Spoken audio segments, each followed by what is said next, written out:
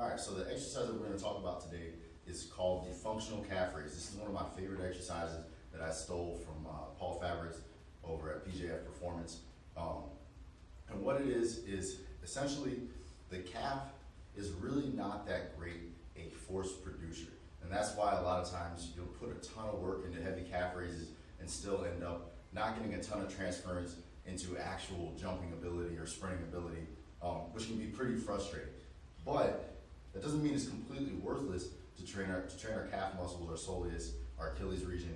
What it does mean though is that the calf muscle is a very, very effective force amplifier. So it's really good at taking the force that we can generate from our legs, our hips, and transferring more of it into the ground than we could if we didn't have a calf muscle at all. So that's really where this exercise shines, is in working on using that calf muscle, that Achilles tendon complex, as a force amplifier, and really training to be able to generate stiffness. Now we don't want tight ankles, but we want to be able to generate stiffness in that ankle, which is going to help us put more of our force into the ground. It's going to help us be quicker off the ground. It's going to help us have more bounce. All right, so biggest thing in this exercise is we want to work on our hip and knee position, and then the number one thing that we really want to focus on is the floating heel.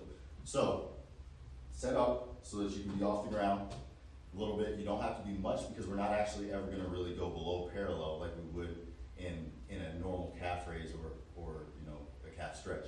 But you do want to make sure that you have something to hold on in front of you so we can kind of get into that 45-degree-ish sprinter type lean when we get into it. So what we want to do is have the floating heel here. And so what that means is I want the heel to boost, but also not up so that we're in our toes. We want to stop everything as we get to that flat position, and then we're going to bend about 45 and 45 at the knee and the hip. All right, other leg is going to be behind us, and all we're going to do is we're going to drive up through that leg and then finish with the calf raise. So we're driving up, drive the opposite knee, and then finish and exaggerate that calf raise at the top. Now, probably the most important part of the exercise is when you come back down, you want to come down and catch yourself back in that floating heel.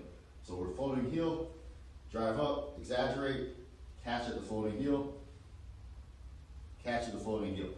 The two temptations that you'll see a lot of times is that people will they'll drive up and they'll get to this itty bitty calf raise, which isn't going to give us the exaggeration that we want. We really want to exaggerate pressing off and amplifying that force with that calf as we come off the ground.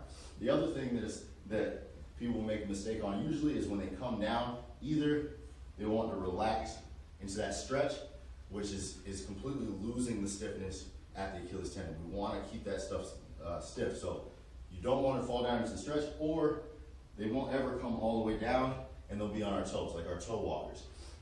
That's also going to lose out a little bit, because if you think about it, if you've ever tried to punch somebody, if you've already got your arm partially extended, you're not going to end up putting much force into that punch.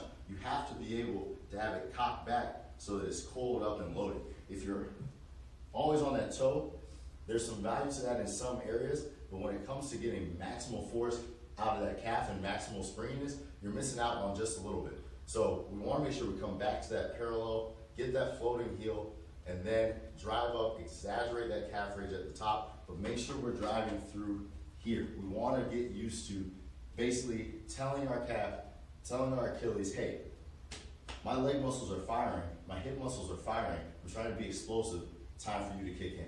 So drive up through that leg and then finish up on the toe. That is the functional calf raise.